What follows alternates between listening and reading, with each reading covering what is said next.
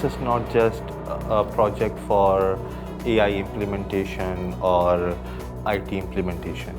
Involve a lot of different stakeholders within the organizations.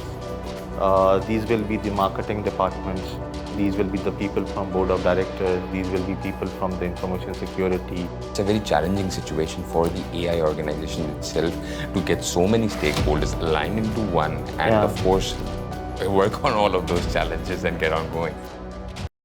Hello everyone, welcome to the Risk Associates official platform. In this episode, we are contextually discussing about the ISO 42001 certification processes, focusing on the artificial intelligence companies. I have with me our very own Waqas, Haseeb, Director Certification Services for Risk Associates. Waqas, in the last episode, we discussed about the implementation and the perspective of the foundational principles of ISO 42001. In this episode, we would like to dig deeper into the certification cycle and certification services for ISO 42001. So, could you please tell us about where the certification cycle begins? It starts with identifying the objective.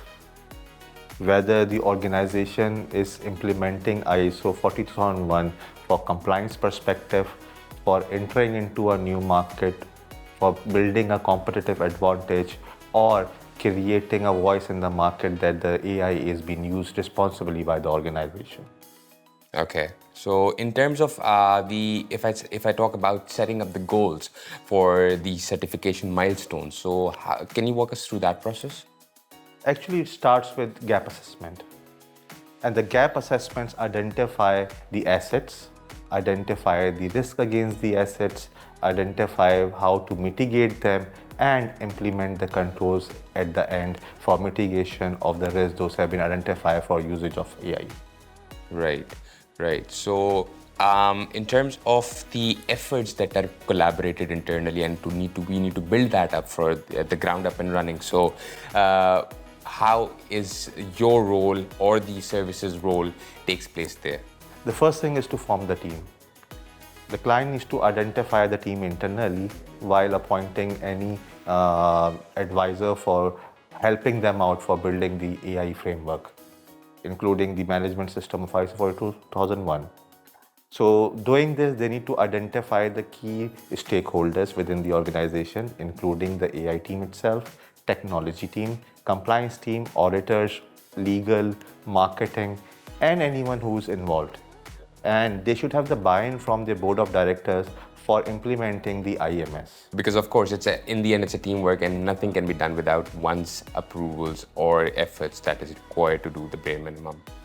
Yeah, true. And you know what? ISO 27001 is also involved while implementing 42001 because a lot of controls might have already been implemented through it in an organization. Even if they are not certified and they are claiming to be compliant with ISO 27001, they would have the controls in place and they would need to leverage. Yeah, I absolutely second that with you because since we see usually what happens is when the people are opting for ISO 27001, so there's definitely an overlap between them and the 42001 controls and especially the clauses. So once that first stone is in place, the others are yet to very easy to build up and practice a lot. Yeah. So talking about the certification cycle and everything and the roles associated, Waqas. So exactly what needs to be in place to get that structure up and going? In ISO 42001, we need to start by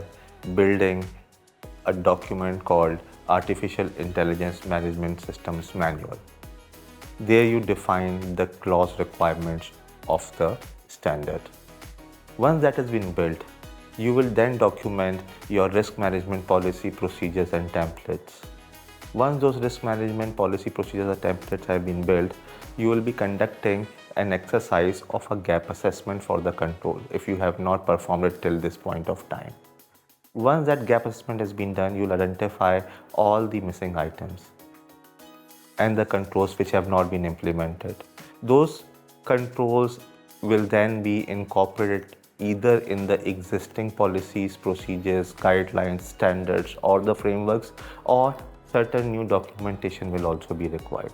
When we talk about the whole governance mechanism, so that means that these are the imperative policies and procedures and the documents that needs to be laid down by any organization to have that bridge ready to move further.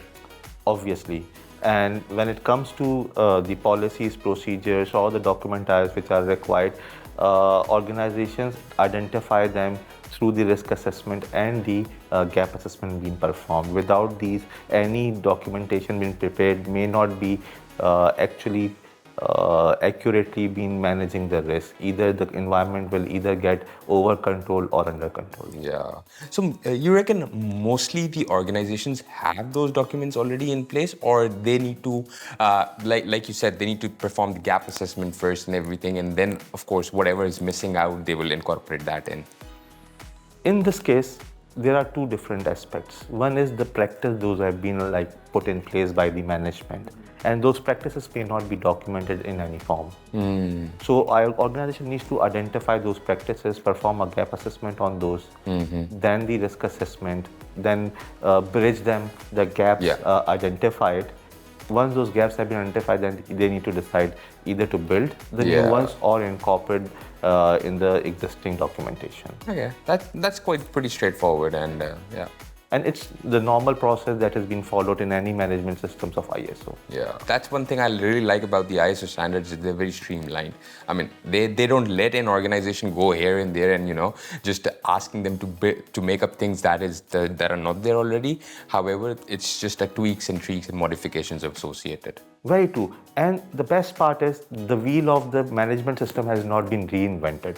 So it becomes easier for the organization having understanding of any other management system of ISO to implement the management system of AIMS. So Waqas, we were talking all about the governance, compliance, and GRC model, about the artificial intelligence and everything on, and therefore. So now let's talk about the best practices that organizations can implement to smooth out their processes or ease out their process. This is not just a project for AI implementation or IT implementation. It is a project that will involve a lot of different stakeholders within the organizations. These will be the marketing departments, these will be the people from board of directors, these will be people from the information security, technology, operations, sales, and even people serving the clients, the people who are using CRMs. Yeah, obviously. So involving them, training them, upgrading them for the understanding of the management system will be the most important task and element for the first time. And continuing their training and the development as an awareness throughout the life cycle of the AIMS is something very important and should be looked upon for. Yeah, so that means it's a very challenging situation for the AI organization itself to get so many stakeholders aligned into one, and of course work on all of those challenges and get on going.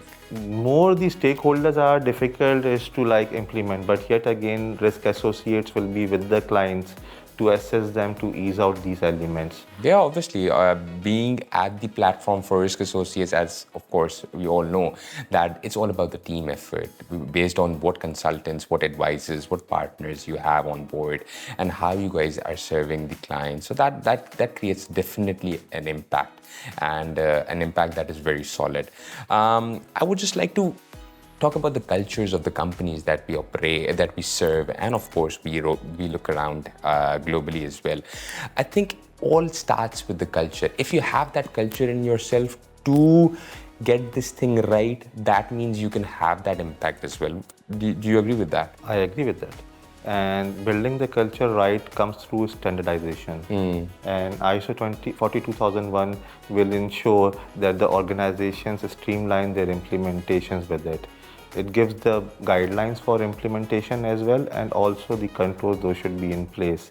So performing the gap assessment, risk assessment, and following the standard for actual implementation would standardize the usage of artificial intelligence. Yeah, definitely. I mean, this all sounds like you need to get that AI done right, and it's just not a simple audit checklist that needs to be followed. It's basically a process.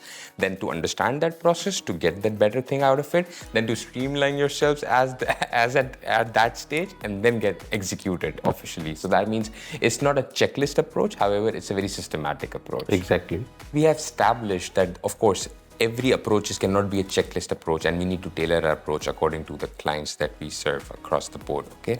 Now, I would like to ask, like, how Risk Associates as a brand is assisting our clients.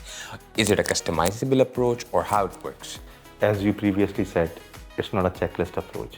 So at RA, we customize the approach to build the safer AI environment within the organization. For this, the whole structure has been formalized under the methodology for the implementation. Okay.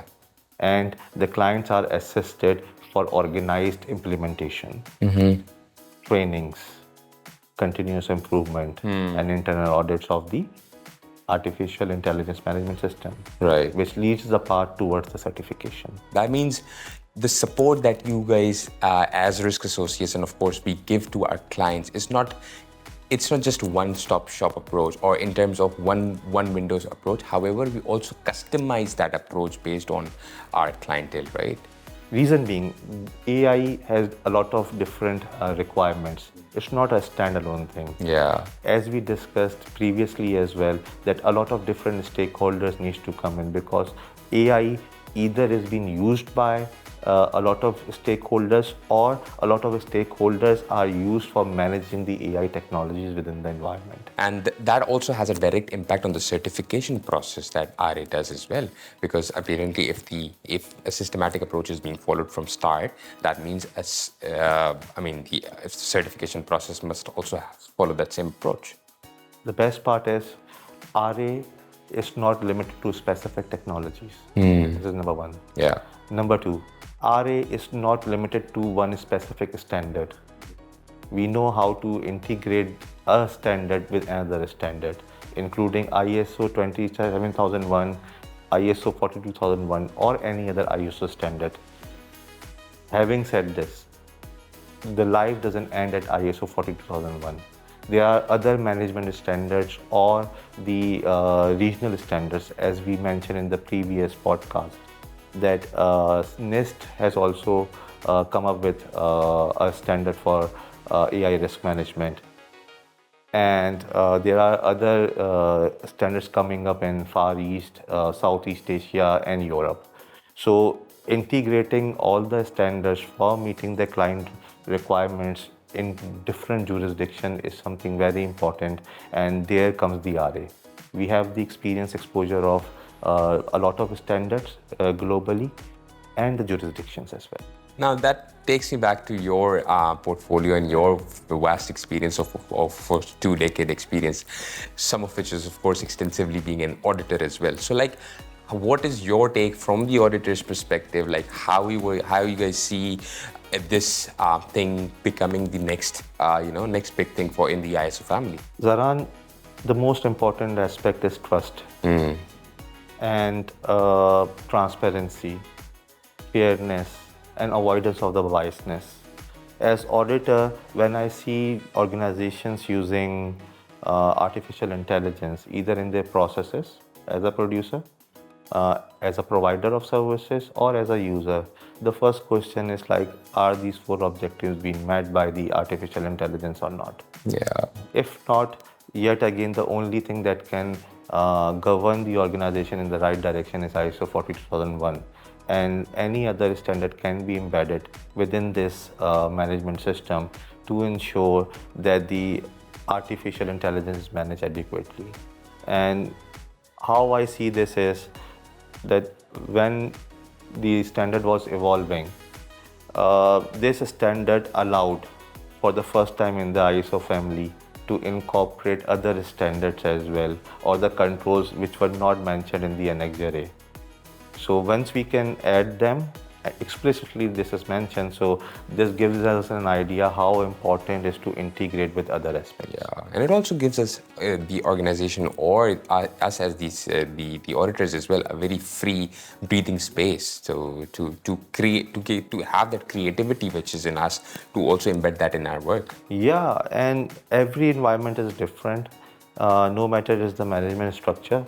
governance style, or the technological stack. Thank you, Waqas, again for your time. It was a very insightful session we had discussing about the 42,001 certification cycle. And Zahran, it's even my pleasure to be here with you discussing about AI management system. And it's not just about getting clients certified, it's about building sustainable AI governance. Absolutely, and that's what brings me to the next topic of discussion is about the real-world examples of the organizations that are already taking a lead in adopting to the responsible use of artificial intelligence. So stay tuned.